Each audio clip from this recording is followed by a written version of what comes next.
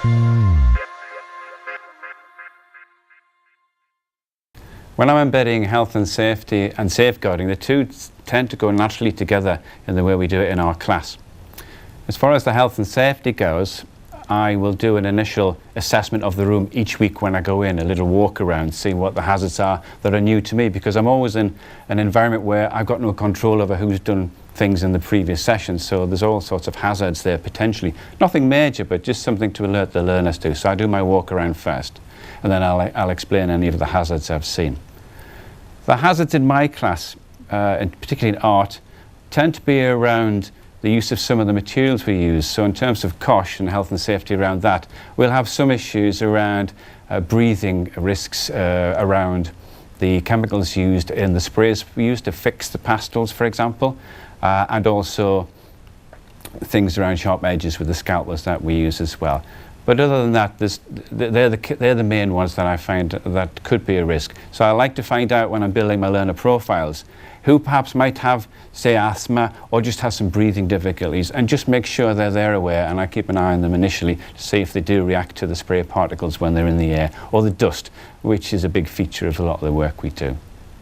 The way I do this is at the start of every session, I inform my learners that there is or isn't a fire drill planned. So if the fire alarm does sound, then we need to leave by the nearest exits. Air hostess moment. And we meet within the car park. But again, I ask the learners that information, and they offer the information to me and the rest of the group. From that, we talk about the classroom environment, about keeping things under desks. There's no eating or drinking within the sessions, and so if they have got drinks with them, they have to keep them out of the way. When health and safety is concerned, the way that when we're in lessons, we can engage with our tutor, where they make it fun for the fact that we understand at the same time. So we've become more engaged in health and safety, and we know that we're just as responsible for our own safety as well as the people around us, as well as the tutor, as their responsibility towards us. I'd like to show you how I use a quiz to help embed health and safety into my lessons.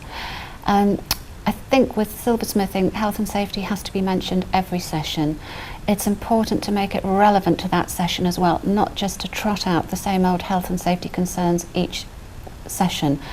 Focus on actually what you're doing that week.